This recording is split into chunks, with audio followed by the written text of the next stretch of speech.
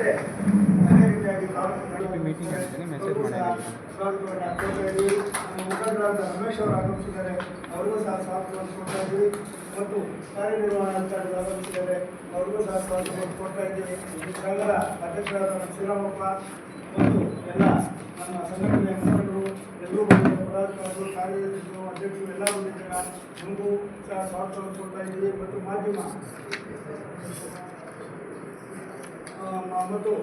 ಮಾಧ್ಯಮ ಮತ್ತು ದೃಶ್ಯ ಮಾಧ್ಯಮದ ಮಿತ್ರರೆಲ್ಲ ಬಂದಿದ್ದೀರಾ, ನಮಗೂ ಸಹ ಸ್ವಾಗತವನ್ನು ಕೋರುತ್ತಾ ಕಾರ್ಯಕ್ರಮವನ್ನು ಮುಂದುವರಿಸಬೇಕು. ಶಾಸಕರಲ್ಲಿ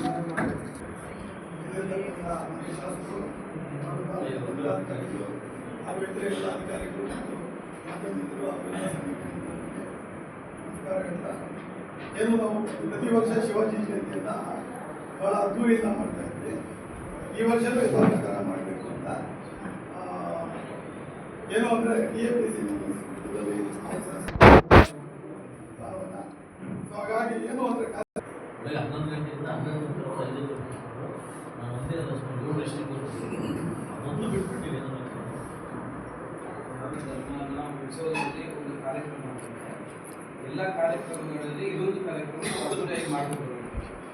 ಈಗ ನಮ್ಮ ಮುಖ್ಯ ತಾಲೂಕಿನಲ್ಲಿ ಇರುವಂಥ ಎಲ್ಲ ಯುವ ನಾಯಕರು ಎಲ್ಲ ಯುವಕರೆಲ್ಲರೂ ಈ ಒಂದು ಶಿವಾಜಿ ಛತ್ರಪತಿ ಜಯಂತಿಯನ್ನು ನಾವು ಆಚರಣೆ ಮಾಡಬೇಕು ಅಂತಂದರೆ ನಮ್ಮ ಹಿಂದೂ ಸನಾತನ ಧರ್ಮನ ನಾವೆಲ್ಲ ಕೈ ಹಿಡಿಬೇಕು.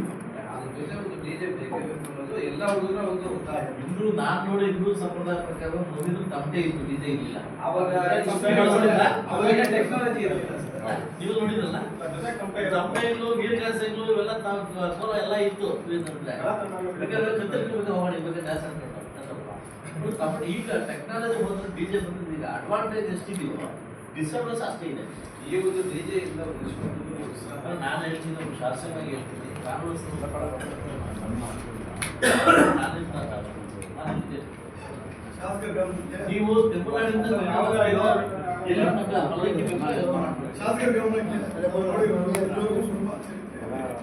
ಒಂದು ಪ್ರೋಗ್ರಾಮದಲ್ಲಿ ಯಾವುದೇ ದಯವಿಟ್ಟು ನಮ್ಮ ಮೇಲೆ ಭರವಸೆ ಇರಲಿಲ್ಲ.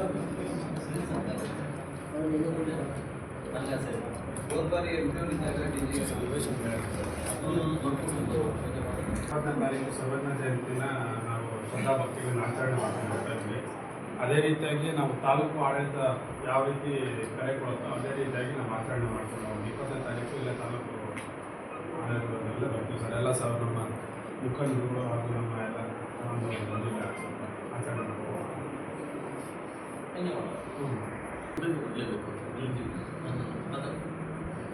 18, 19, 20 ಕಂಪ್ನಿ ಮೀಟಿಂಗ್ ಬಂದಿಲ್ಲ.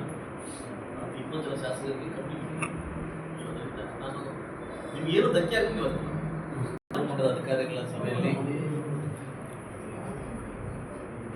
ಏನು 19ನೇ ತಾರೀಕು ನಮ್ಮ ಛತ್ರಪತಿ ಶಿವಾಜಿಯವರ ಜಯಂತಿಯನ್ನು ತಾಲೂಕು ಮಟ್ಟದ ಎಲ್ಲ ಕಚೇರಿ, ತಾಲೂಕು ಆಡಳಿತ ಕಚೇರಿಯಲ್ಲಿ ಮತ್ತು ಎಲ್ಲ ಕಚೇರಿಗಳಲ್ಲಿ ಕೂಡ ಸಾಂಪ್ರದಾಯಿಕವಾಗಿ ಗೌರವಾರ್ಪಣೆಯಾಗಿ ಹಬ್ಬವನ್ನು ಆಚರಣೆ ಮಾಡಿ ನಾವೆಲ್ಲ ತೀರ್ಮಾನ ಮಾಡಿದ್ವಿ.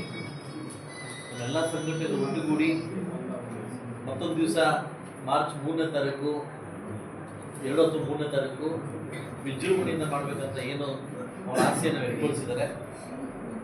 ಖಂಡಿತವಾಗ್ಲೂ ಅದಕ್ಕೆ ನಾವು ಸಮ್ಮತ ಇದೆ. ಆದರೆ ಕೆಲವು ಕಾನೂನು ವ್ಯವಸ್ಥೆ ಕಾಪಾಡತಕ್ಕಂಥ ಧರ್ಮವನ್ನು ನಾವು ಪಾಲಿಸಬೇಕಾಗ್ತದೆ. ಅದರಿಂದ ಎಲ್ಲ ಸಂಘಟನೆಗೂ ಒಂದು ನಾವು ಮಾತುಕತೆ ಆಗಿದೆ.